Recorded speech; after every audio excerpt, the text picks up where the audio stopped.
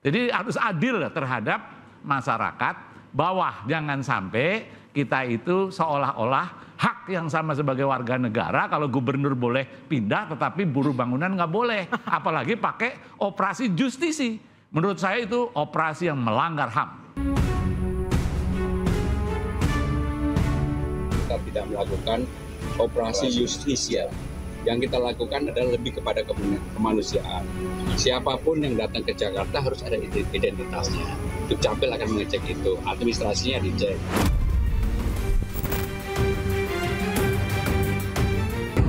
Siapapun yang diajak ikut bergabung ke Jakarta benar-benar menyiapkan diri. Jangan pindah Jakarta tapi tidak bisa lebih inovatif. Jangan sampai pindah Jakarta menjadi beban Jakarta, tapi menjadi solusi ekonomi kita semua. Siapa suruh datang Jakarta, siapa suruh datang Jakarta, sendiri suka sendiri rasa.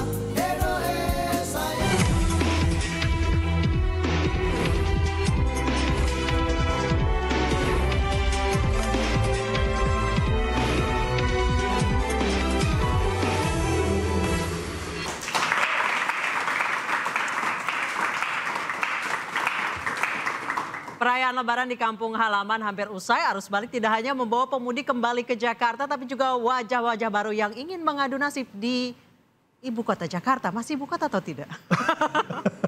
Mereka datang dengan berbagai alasan, mulai dari mengejar mimpi hingga mencapai peruntungan, dan fenomena pendatang pasca Lebaran ini terjadi setiap tahunnya. Lantas bagaimana kesiapan Jakarta menghadapi gelombang pendatang? Saya Anisha Dasuki. Dan saya Aryo Ardi. Pemirsa, inilah interupsi Siapa Suruh Datang Jakarta. Meskipun gelombang urbanisasi tahun ini semakin berkurang, sejak 2023 juga semakin berkurang dan tahun ini diprediksi hanya 10 sampai 15 ribu. Namun di tengah gelombang PHK, seberapa siap Jakarta menampung 15 ribu orang, Pak Yani? Ya, kita perkenalkan dulu ya para narasumber ya. Udah mau main ngegas aja. Karena mau habis liburan soalnya. Masih suasana liburan sebenarnya. Iya. Sudah ada 4 narasumber, sebelah kanan saya ada Ciko Hakim, staf sus Gubernur Jakarta. Waalaikumsalam warahmatullahi wabarakatuh. Salam. Sebelahnya ada Pak Ahmad Yani, anggota DPR DKI. Dan di sebelah kiri saya ada Kang Yayat Supriyatna, ahli tata kota. Selamat malam, Kang Yayan. Selamat malam. Dan Mas Imam Prasojo, sosiolog dari UI. Selamat malam, Mas Imam. Selamat malam. Dan para mahasiswa ada 5 perguruan tinggi ini malam hari ini. Ada Gunadarma, ada STEBI, ada UNJ, ada dari STAN juga STAN juga ada. Luar biasa, nggak libur. Luar biasa. Dan jadi Poltekkes ya. Baik, selamat malam. Terima kasih sudah hadir bersama kami. Silakan Anissa dengan pertanyaan pertama. Saya ke Pak Yani deh. Tadi pertanyaannya sama. 10 sampai 15 ribu di tengah gelombang PHK. Seberapa siap Jakarta? Ini selalu berulang loh Pak. Iya. Saya kira untuk kedatangan warga dari daerah ke Jakarta sudah Lebaran ini, kalau pandangan dari Pemprov DKI Jakarta Dukcapil ya, ada penurunan 10 sampai dengan 15 ribu ya. Ya. Nah ini kalau kita lihat perkembangan dari tahun ke tahun memang ada proses penurunan. Kenapa terjadi penurunan? Karena memang di DKI Jakarta sudah membuat satu kebijakan.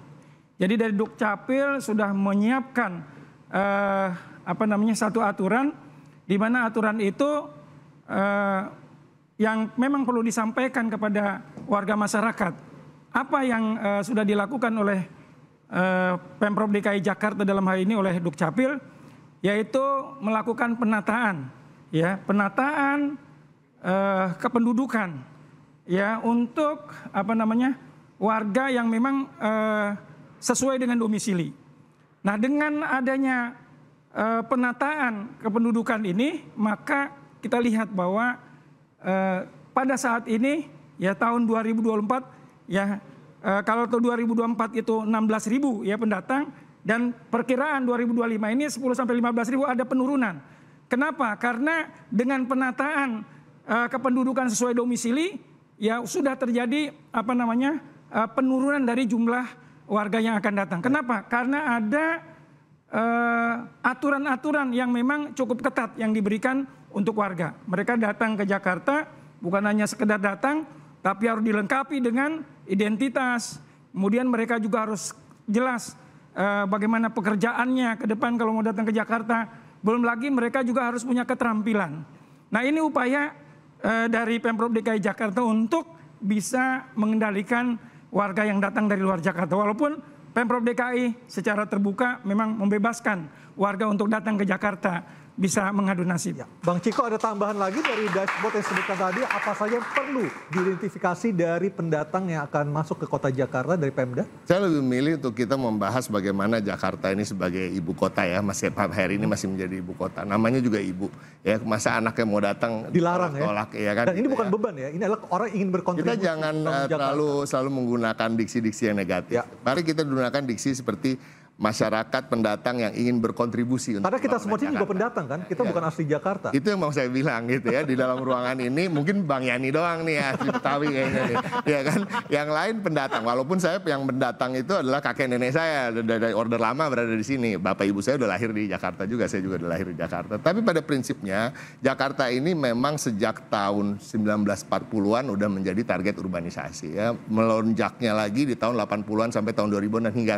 sekarang ini. Jadi bukan suatu hal yang baru, bukan suatu hal yang patut untuk dibicarakan terus-menerus gitu ya terkait dengan wah apakah habis lebaran ini akan melonjak dan lain-lain, tapi kan semuanya nanti mungkin akan lebih dijelaskan oleh Mas Imam sebagai sosiolog ya, akan menemukan equilibrium sendiri gitu ya. Artinya ada lonjakan, apakah akan ada ketersediaan lapangan kerja? Saya rasa ada kok. Kalau kita lihat di Jakarta, kita lihat kalau jalan-jalan pengembang itu membangun kok perumahan-perumahan ya kan. Pemprov sendiri juga akan membangun banyak TOD, Transit Oriented Development, artinya di bidang konstruksi, di bidang jasa juga akan banyak tersedia lapangan kerja. Jadi nggak usah takut, artinya ada yang datang, ada juga yang balik. Okay. Ada juga yang pulang mudik untuk ketika di hari tua berpikir untuk kembali ke daerahnya masing-masing. Bang Ciko, jadi tidak perlu unskilled, yang penting rajin bekerja. Enggak dong, enggak. Saya tidak bilang unskilled, harus punya keahlian tertentu yang disesuaikan dengan apa yang tersedia di Jakarta. Itu yang kita harapkan. Nah, tapi kan ini semua hanya bisa kita minimalisir hal-hal yang ada ekses negatifnya. Nggak bisa ditiadakan sama sekali, ya kan? Terkait dengan pendataan misalnya. Apakah bisa 100% akurat? Ya nggak juga. Tapi kan kita harapkan dengan apa yang menjadi keseriusan dari Mas Pram dan Bang Dul di era pemerintahannya di Provinsi Jakarta ini, pendataan menjadi hal yang sangat penting. Ya, pendataan itu menjadi bahkan bagian dari visi misi itu sendiri. Bagaimana data itu tidak boleh salah, tidak boleh tidak tepat sasaran. Karena apa? Terkait datangnya warga pendatang ini kan juga terkait dengan bagaimana Jakarta ini bukan hanya banyak kesempatan atau opportunities, tapi juga banyak bansosnya. Berbeda dengan daerah-daerah lain. Itu tapi juga itu syaratnya adalah harus 10 tahun sampai yang baru datang dapat bansos, yang udah puluhan tahun di sini nggak dapat bansos. Betul ya Bang Eni ya? Dan syaratnya 10 tahun harus tinggal di Jakarta kan? Itu yang akan kita regulasikan ke depan. Nah, jadi semoga kita semua juga bisa menerima bahwa Jakarta memang tempatnya orang mengadu nasib, tempatnya orang untuk memperbaiki nasibnya. Tapi juga teman-teman saudara-saudara kita yang datang harus berpikir juga 100 kali, mungkin 1, 2, 3 kali berpikir, jangan sampai datang ke sini malah nasibnya lebih buruk daripada ketika mereka berada di daerah asal. Yang saya heran 15.000 orang datang ke Jakarta, tapi tiap tahun ART itu masih jadi drama loh. Nyari ART itu masih drama. Saya ke Pak Imam. Saya ke Pak Imam. Pak Imam, yang keberhasilan mengurangi urbanisasi atau sekarang larinya justru ke kota satelit? Bekasi, Tangerang, Bogor, Karawang, yang ya mungkin Bekasi dan Karawang UMR lebih besar daripada Jakarta. Dan daerah industri. Ya, jadi pertama ya sebelum ngomongin itu, pendatang itu siapa sih? Kalau kita mau hambat, mulai dari presiden, wakil presiden, sampai pekerja-pekerja. Nah, seringkali jangan salah loh. Kita punya presiden pendatang. Apa dia mau kita larang, kita persulit. Wakil presiden yang sekarang pun pendatang, gitu kan? Nah, memang ada buru-buru bangunan. Jadi kalau kita lihat dari sebabnya mereka datang, secara sederhana itu ada faktor pendorong. Kalau masyarakat pertanian, ya pekerja-pekerja buruh bangunan, tidak ada pekerjaan di sana, tentu dia akan cenderung mencari nasib di Jakarta. Tapi politisi yang kepengen naik jenjangnya juga Harus ke datang ke Jakarta. Nah, jadi Bawa keluarga juga ya. iya, supaya nggak bias gitu loh.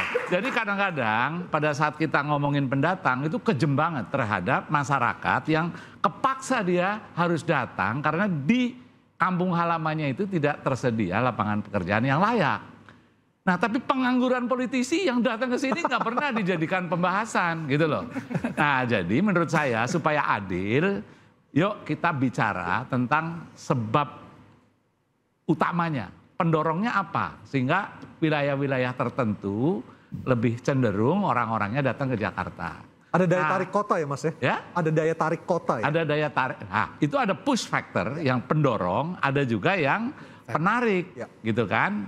Nah, penarik tentu fasilitas pembangunan yang tidak seimbang, ya, sekolah lebih bagus, universitas lebih banyak, ya, kesempatan lebih banyak di tempat seperti Jakarta. Ya jelas aja orang akan tertarik ke kota-kota. Nah, pembangunan yang tidak rata, yang tidak merata itu cenderung mendorong orang untuk mencari nasib, dan termasuk politisi. Kalau kita itu ingin berkarir politik secara lebih adil, lebih merata, Harus ke nggak harus di Jakarta. Jakarta gitu loh. Jadi kalau kita ngomongin tentang pembatasan, ingat bahwa gubernur DKI mayoritas orang pendatang. Saya malah nggak tahu siapa, gitu loh. Dan saya yakin Pak Mas Pramono Anung juga, Mas Pram aslinya Kediri. ya, asli Kediri dan mudiknya juga ke Kediri. Dan saya yakin beliau tidak akan mengatakan, mari kita hambat Oh, enggak. orang-orang yang datang. Itu Dia sudah- nggak akan posisi Iya, kayak itu gitu. sudah clear dari Ya. Mas Pram dan Bang Rano sudah clear. Ya, nah justru menurut saya nanti kita bahas bagaimana Jakarta yang dulu sebagai ibu kota, saya nggak tahu sekarang masih apa enggak ya. Nah, itu memfasilitasi daerah-daerah supaya dia ekonominya berkembang, kesempatan. Namanya aja ibu kalau dulu kan. Ibu itu ya memberikan Mengayomi. mengayomi, membesarkan tempat-tempat yang lain. Nah, kalau itu masalah itu betul-betul dibangun dan orang tuh juga nggak suka kok untuk pergi ke sini kalau susah payah. Ya, apalagi kalangan bawah itu ada researchnya, kalangan yang terpaksa dia harus pindah ya dengan tidak ada skill segala macam. Itu dia juga beresiko. Dia nggak suka sebetulnya mengadu nasib dengan ketidakpastian. Tapi karena di daerah asalnya betul-betul situasinya kepepet dan dia berharap ada perubahan nasib, dia datang ke sini. Baik. Jadi harus adil terhadap masyarakat bawah. Jangan sampai kita itu seolah-olah hak yang sama sebagai warga negara, kalau gubernur boleh pindah tetapi buruh bangunan nggak boleh. Apalagi pakai operasi justisi. Menurut saya itu operasi yang melanggar HAM. Operasi justisi sudah diberhentikan sejak 2018. Saya ke Kang Yayat. Kang Yayat, Jakarta tuh masih menarik nggak sih? Nah ini, tadi Mas Imam udah nyinggung ya. Kita itu ribut hanya ketika mempersoalkan yang 10.000, 15.000 karena kategori ketidakmampuan ekonomi. Padahal Jakarta ini sudah ditinggalkan oleh 300 sampai 400 ribu warganya yang move on ke tetangga sebelah. Baik, Mas, kita stop sampai di situ dulu, nanti kita elaborasi lagi. Kita akan lihat dan juga dari Kang Yayat seperti apa. 300 sampai 400 ribu itu move on ke kota lain atau ke negara lain? Ah, itu.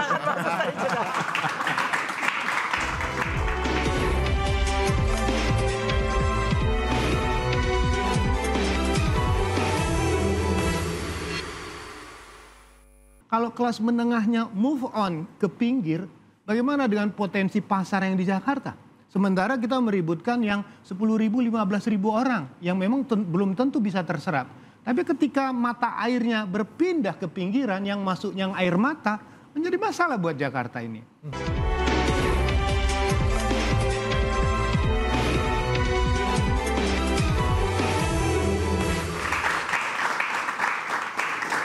Kang Yayat punya data banyak orang yang tinggal di pusat kota Jakarta justru memilih sekarang tinggal di pinggiran kota atau di kota satelit. Seperti apa, Kang? Ya, itu fenomena. Lihat data BPS. Bagaimana penduduk Jakarta Pusat makin lama makin turun. Setiap tahun ya? Setiap tahun. Nah, pertanyaan siapa yang berpindah? Kelas menengah. Kita lihat misalnya contoh, Menteng masih seperti dulu nggak?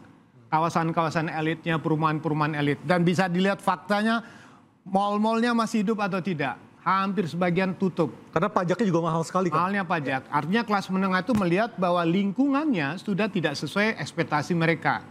Selain Jakarta Pusat, Jakarta Barat. Jakarta Barat fenomena menarik itu ketika ada dulu 98. Ketika ketidaknyamanan. Soal keamanan ya? Keamanan. Mereka move on ke wilayah Jakarta. Nah, fenomena ini kan harusnya dibaca. Saya pernah diminta oleh satu pengembang misalnya ya. Ada penjualan rumah itu, dia bilang mengatakan 1 unit rumah itu harganya 5 miliar. Sold out. Siapa yang bisa beli? Pasti orang dari kelas menengah Jakarta karena mereka membangun standar kualitas yang sangat tinggi. Nah, yang menjadi pertanyaan, kalau kelas menengahnya move on ke pinggir, bagaimana dengan potensi pasar yang di Jakarta? Sementara kita meributkan yang 10.000, 15.000 orang yang memang belum tentu bisa terserap. Tapi ketika mata airnya berpindah ke pinggiran yang masuk yang air mata, menjadi masalah buat Jakarta ini. Nah, kalau sekali lagi saya mengatakan makin tinggi kesejahteraannya, makin tinggi income-nya, dia menuntut standar tinggi. Makanya tidak salah kalau tiba-tiba ada kota baru ditetapkan jadi PSN dengan 2 kekuatan pendidikan dan kesehatan. Dia masang kan? Itu di Tangsel ya? Ya di Tangsel, pokoknya 3T ya, Tangerang Selatan, Semarang. Dan sekarang fenomena rumah-rumah premium itu makin banyak di pinggiran. Dan Kang, apakah kemudian kaum menengah itu harus ditarik lagi ke Jakarta atau biarkan saja? Nah, pertanyaannya bagaimana cara menarik kaum menengah itu mau kembali ke atas? Udah kerja work from anywhere, work from home. Sementara di pinggiran itu mall makin bagus, properti perkantoran makin banyak. Pendidikan juga makin bagus. Makin bagus. Jadi pertanyaannya, Jakarta rame di tengah tapi kelas menengahnya sudah pindah ke pinggir. Nah, pertanyaannya apa yang mau ditarik kalau misalnya persoalan identitas? Makanya pertanyaan Pak Gubernur menarik. Boleh datang ke Jakarta asal identitas jelas. Pertanyaannya, yang menengah ke atas pindah ke pinggiran, identitasnya masih Jakarta atau pinggiran? Jakarta. Nah itu tadi, karena apa tadi Mas Imam mengatakan plat nomor, izin usaha, semuanya paling enak pakai KTP Jakarta. Nah, kedua yang menjadi catatan kita, yang menjadi fenomena besar ketika mereka yang masuk, dan ini kita perlu standarisasi. Mas Imam tadi sudah menyinggung persoalan bagaimana di Cina mengatur standar kependudukan. Di kota itu perlu standar. Ketika yang masuk yang bermasalah, berapa dana yang dihabiskan oleh Pemprov DKI untuk bantuan Jakarta Pintar, Jakarta semua. Hampir 17 triliun.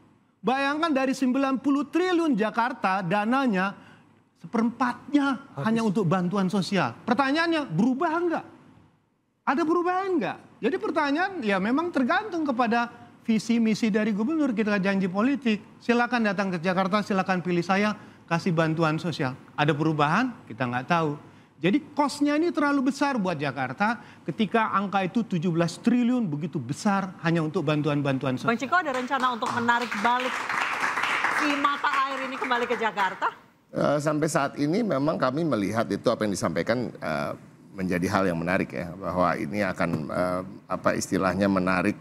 Tapi kan menariknya menarik tempat tinggal mereka. Tapi kan mereka tetap bekerjanya di sini. Ya, kita nggak bisa mengatakan ketika mereka pindah ke daerah lain, mereka tidak bekerja di sini.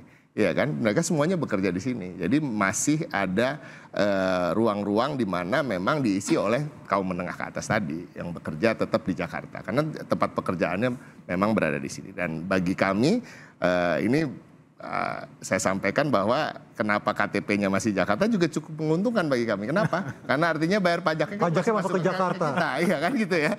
Nah ini buah si malakama juga. Ini hal-hal yang perlu dibicarakan lebih lanjut gitu. Nah tapi kembali lagi terkait dengan masuknya masyarakat tadi kelas menengah yang lebih ke bawah tadi, tentunya banyak sekali jenis-jenis pekerjaan yang tersedia di Jakarta.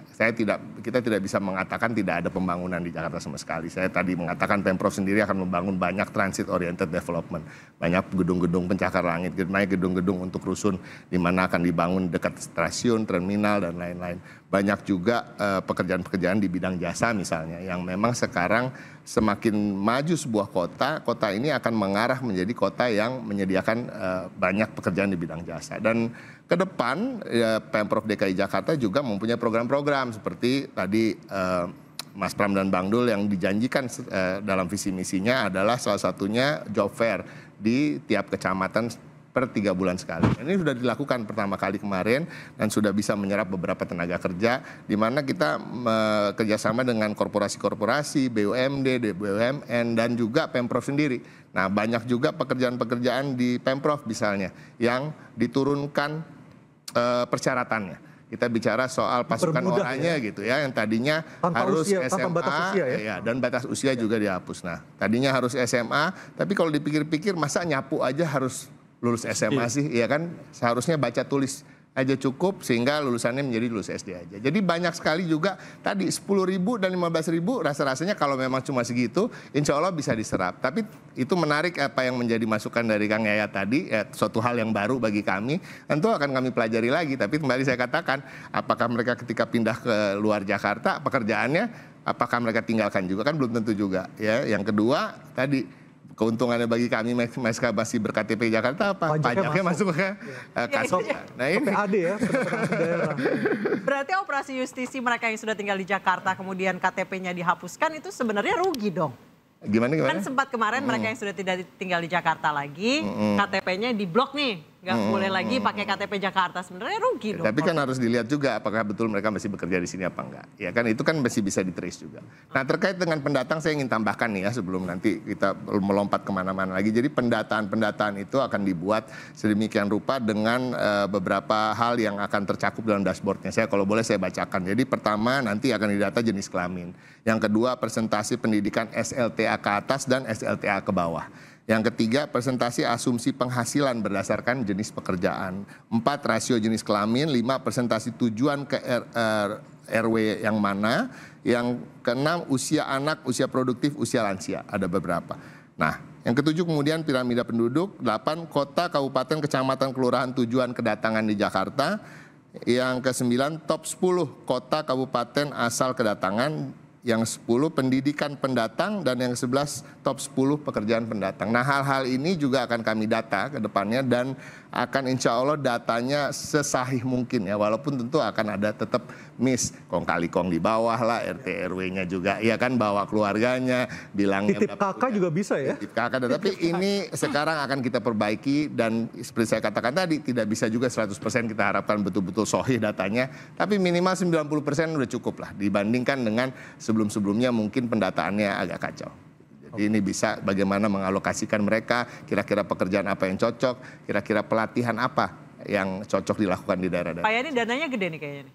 Bagaimana? Untuk kayak gini nih pendataan, pelatihan ini dananya gede nih kayaknya. Ya, saya kira untuk bagaimana mengurangi tingkat pengangguran tadi ya, maka kewajiban pemerintah Provinsi DKI Jakarta harus melakukan balai pelatihan kerja buat warga masyarakat.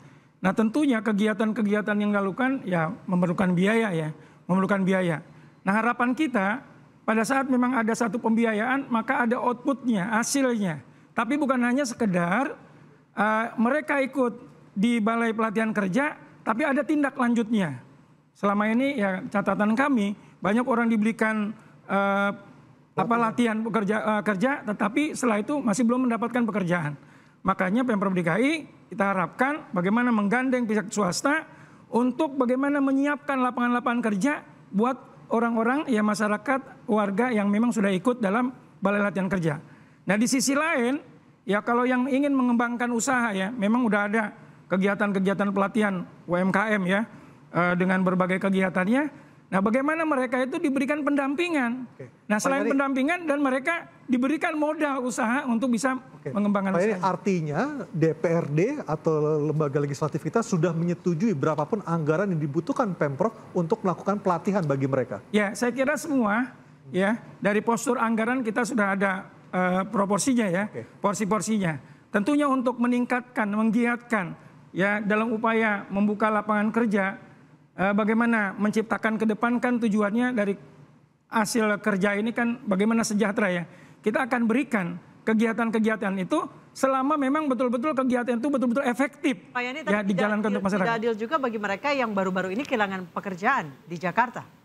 Yang PHK kan cukup banyak juga di Jakarta. Ya, saya kira tentang apa yang terjadi ya kalau memang ada PHK ini juga PR bagi kita semua. Mana yang lebih diutamakan mereka yang baru datang atau mereka yang kena PHK? Ya, saya kira semua secara berbarengan.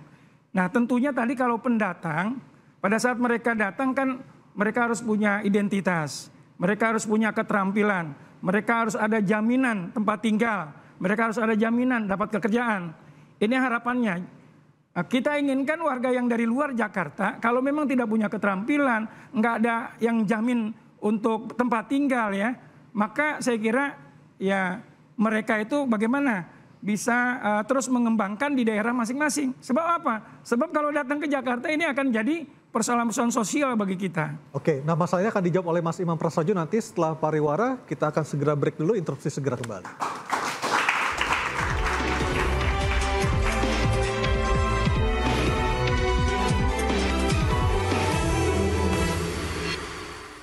Ada standar-standar bahwa bukan masuk Jakarta, kemudian namanya numpang.com, di mana? Di KK, Pak. Satu KK 30 orang. 30 orang. Itu yang tiba-tiba mendapatkan fasilitas.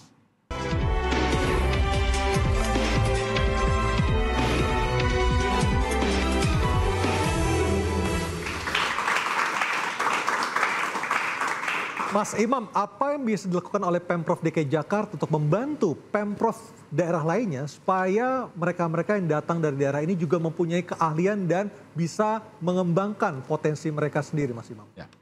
Pertama, negeri ini kan dibangun dengan sebuah janji proklamasi, yaitu meningkatkan kesejahteraan masyarakat, kesejahteraan umum. Dan mencerdaskan bangsa. Kehidupan bangsa. Artinya tidak hanya DKI yang harus dibangun.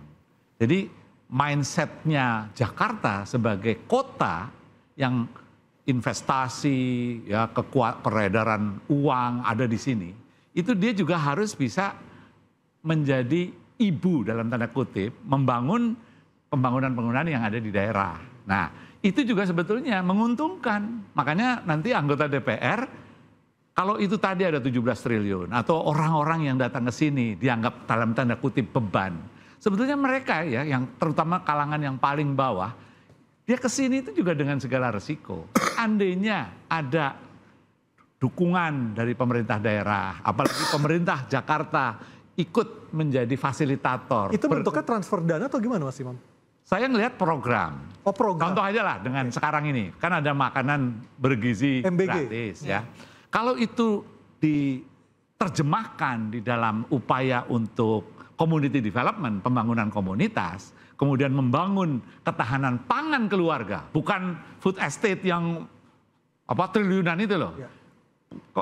Kemandirian pangan di tingkat keluarga dan tingkat komunitas. Orang nanti bekerja di situ. Yang penting dapur ngebul. Tanpa perlu datang ke Jakarta. Tanpa perlu datang, tapi semua program itu difasilitasi. Jadi Jakarta menjadi sister city. Berarti harus ada keikhlasan memberikan sebagian dari APBD itu ke daerah. Bukan hanya sekedar ikhlas, ini tanggung jawab moral, apalagi dulu ya sebagai ibu kota. Itu kan harus mendorong pengembangan kota-kota lain sehingga tidak timpang. Kalau selagi masih timpang, ya pasti orang akan datang ke sini. Nah, itu kan menyangkut otak. Nah, kalau otak kita nggak sampai ke situ, ya paling cuma ngusur-ngusur orang.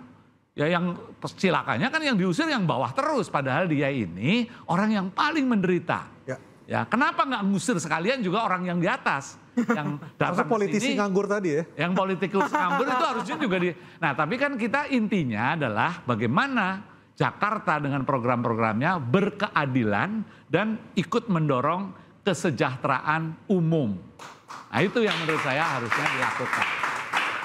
Oke. Saya ke Pak Yani. Pak Yani, ada nggak keikhlasan? Pasti setuju Pak Yani, pasti setuju. Ada nggak keikhlasan untuk membagi APBD-nya buat daerah-daerah lain, terutama pemasok kaum urban? Iya. Jadi sebenarnya kalau kita ingin di Jakarta ya, di Jakarta tadi pendatang itu berkurang ya, saya kembali itu dulu. Maka harapan kita bahwa pemerintah pusat itu memberikan perhatian, memberikan pemerataan dalam pembangunan ya di seluruh daerah. Kalau di daerah di luar Jakarta misalnya masing-masing berkembang ya peningkatan perekonomian, maka mereka nggak perlu datang ke Jakarta sebenarnya. Mereka nggak perlu datang ke Jakarta, tetapi udah bisa merasakan ada harapan kehidupan yang lebih baik di daerahnya. Nah, kalau di sisi lain, untuk wilayah daerah penyangga misalnya, ya kita kan ada Jabodetabek ya. Nah, ini kan sebenarnya selama ini dari Pemprov DKI juga sudah memberikan beberapa hibah ke wilayah-wilayah itu. Nah harapannya ya kalau ke depan kalau ada tadi undang-undang. Bukan satelit Pak Yadi, lebih ke daerah-daerah pemasok kaum urban. Iya, sebenarnya kan pemasok kaum urban kan kalau kita lihat ya, ini kan tetangga juga, Depok, Bogor, Tangerang, Tangsel ya, kemudian Bekasi, Kota Bekasi. Sebenarnya wilayah itu paling walaupun ada juga ada dari Tegal, dari Brebes gitu ya, dari Pemalang. Nah tetapi yang paling utama mungkin yang bertetangga dulu ya, yang bertetangga, penyangga. Kita harapkan juga bahwa untuk di wilayah penyangga itu di sana memang nanti ada pusat-pusat ekonomi baru. Yang memang kalau di sana hidup pusat-pusat ekonomi baru, warga tidak lagi ke Jakarta. Oke. Ya. Nah, saya kira ini juga jadi perhatian nanti dari Pemprov DKI karena kita ada aglomerasi ya, ada bantuan-bantuan untuk itu. Oke, saya udah penuh nih Kang Yayat. Gini, saya ingin memberikan masukan juga mengkritisi sedikit Pak terkait tentang kebijakan rekrutmen pelatihan, khususnya BLK Pak. Okay. Kita tahu bahwa BLK itu biasanya sesudah melatih, tapi next-nya kita tidak tahu. Karena satu, mereka sudah dilatih tidak punya lapangan kerja, atau sudah dilatih tidak mau disalurkan. Saran saya satu, BLK DKI jangan kalah dengan LPK Pak. Yang sekarang merekrut tenaga kerja sendiri, melatih sendiri, mendidik sendiri, kemudian mengirimkan langsung. Ke luar negeri. Ke luar negeri atau kemana saja. Ini fenomena ini yang sebetulnya agak sedikit masalah ketika mereka yang ikut LPK itu dibebani dengan biaya-biaya yang harus mereka keluarkan. Kemudian mereka juga harus membayar kepada agen-agennya. Itu fenomena sudah terjadi di mana-mana ketika masyarakat tidak mendapatkan kepastian. Jadi kita coba memberikan catatan berapa anggaran yang dikeluarkan untuk balai latihan kerja tersebut. Outputnya sama outcome-nya sama atau tidak? LPK lebih praktis Pak. Itu yang menjadi catatan kita. Misalnya contoh, ada satu LPK kerjasama dengan satu perusahaan di Jepang mencari rekrutmen hampir 3.000 orang. Langsung terrekrut bagaimana prosesnya. Bahkan ada juga LPK yang pangsa pasar adalah kerja di kapal pesiar. Nah betul. Yang kedua gini Pak, pengangguran. Ternyata pengangguran terbesar di DKI ini adalah anak-anak STM, SMK. Dan catatan yang kami dapatkan ternyata SMK itu rata-rata SMK yang swasta. Kenapa? Peralatan mereka kalah dengan yang negeri. Jadi ketika lulusannya itu banyak, keterampilannya terbatas, kemudian pasar tidak mampu menyerap. Nah itu menjadi catatan kita. Dan satu lagi bagaimana Jakarta ini menjadi tulang punggungnya ekonomi harus dilihat dulu. Datang ke Jakarta bidang apa yang masih terbuka. Satu, sektor primer di Jakarta itu tidak ada. Apa itu? Tambang. Kemudian perkebunan, apa saja udah nggak ada. Sekarang sekundernya manufacture Pak. Manufacture sekarang drop Pak. Industri pengolahan tuh semakin drop, bahkan meninggalkan Jakarta untuk pindah ke daerah lain. Yang terjadi di Jakarta sekarang ini adalah tersiarisasi. Apa yang besar itu? Retail besar dan kecil. Yang online-online itu sama tuh. Reparasi sepeda motor yang hampir 18 juta. Otomatis apa? Kalau pasarnya seperti itu, gajinya cuma UMR semua, bahkan di bawah. Kalau di UMR, kalau seperti ini Jakarta sampai ke depan, sementara biaya hidup di Jakarta itu makin tinggi. Tinggi, 14 juta Pak. Jadi gaji kita ini tidak menolong masyarakat. Kecuali nanti tadi yang saya katakan ada 17 triliun anggaran untuk membantu mereka yang income-nya terbatas. Bayangkan UMP-nya 5,2. Ya. Mungkin tanggal 5, 2 minggu kemudian koma. Nah, artinya apa? Kita selama tidak merubah struktur income-nya, ketika lapangan kerjanya informal semua, tetap begini Pak. Justru yang kita tunggu adalah apa terobosan yang menuntut pekerjaannya bagus, gajinya tinggi. Kang Yayat, dengan kayak gini bisa nggak Jakarta jadi kota global? Nah, pertanyaan itu tadi, sekarang mulai dari mana? Kita mulai, sekarang DKI sedang menyusun perda, rancangan perda tentang kependudukan. Maka pertanyaan yang pertama, bagaimana tentang strata pendidikan di Jakarta? Apakah perlu suatu saat nanti syarat mendapatkan KTP Jakarta minimal SMA? Kalau masih SD SMP, Anda sekolah akselerasi, difasilitasi dananya. Kemudian yang harus punya keterampilan ditambahkan. Yang kedua ada segmennya, misalnya contoh, berapa tahun orang harus bisa dapatkan rumah susun? 2 tahun dulu jadi warga Jakarta. Pelatihan misalnya 5 tahun. Kemudian untuk mendapatkan bantuan sosial harus 10 tahun. 10 tahun tinggal di Jakarta. Ini kan menarik.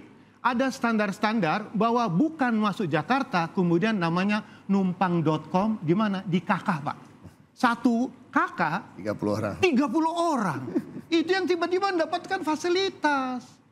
Itu menjadi persoalan. Jadi administrasi kependudukan betul kata Pak Gubernur. Tapi kata Pak Gubernur selanjutnya siap bersaing. Yang menuntut bersaing itu adalah korporasi yang memang kalau merekrut Anda kalah, Anda tidak bakal. Ada rencana pembatasan kakak nggak sih? Oh pasti dong, pasti. Bahkan nanti kita kan ada melakukan banyak exercise ya, apa aja yang harus dibatasi. Bahkan kalau di negara-negara yang lebih maju misalnya ya, ada pembatasan, let's say rumah itu luasnya 70 meter persegi, artinya hanya bisa ditempati oleh 4 orang. Nah ini juga sedang kita godok terus, ya, apakah itu pembatasan terkait dengan luas rumah juga, luas bangunan itu juga bisa efektif untuk mengurangi tadi jumlah satu kakak. Karena lagi gini yang menarik, kita ingin membantu mereka di rumah susun sewa. Ada 2 yang pindah, satu ikut program karena relokasi banjir, lokasi di kolong dipindahkan dengan kata gratis. Yang kedua rumah susun umum. Tapi fakta yang terjadi sekarang dari 2000 sampai sekarang 100 miliar nunggak dan menjadi beban Pemprov. Nah itu kan menjadi fenomena bahwa subsidi rumah juga menjadi bagian khususnya rumah sewa yang tidak terpisahkan dari program ke depannya. Karena Bang Ciko, fenomena tidur shifting di Jakarta itu sangat nyata. Sangat nyata dan itu sangat memprihatinkan. Bahkan ketika masa kampanye, Mas Pram sendiri melihat dengan mata kepalanya sendiri ya di daerah Tanah Tinggi Jakarta Pusat hal tersebut. Dan itu yang membuat dia semakin semangat bagaimana untuk membangun Jakarta khususnya dari bawah untuk tidak terjadi hal-hal seperti itu lagi. Kita break dulu ya. Nisu? Fenomena sosial di Jakarta memang masih sulit untuk diurai. Kita coba urai satu persatu di sini, tetap diinterupsi. Oke.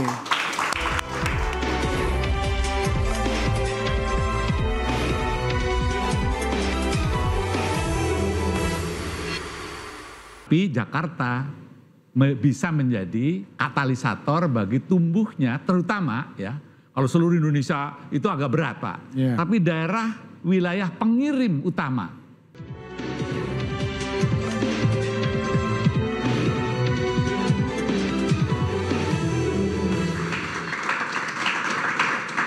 Kang Yayat, singkat saja solusi terbaik untuk masalah urbanisasi ini seperti apa? Yang pertama, tujuan urbanisasi pasti orang ingin status sosialnya naik, yang mobilitas sosialnya naik, dari lebih sejahtera. Pertanyaannya, siapa yang mensejahterakan? Kalau hanya menyerahkan kepada pemerintah, capek deh gitu ya.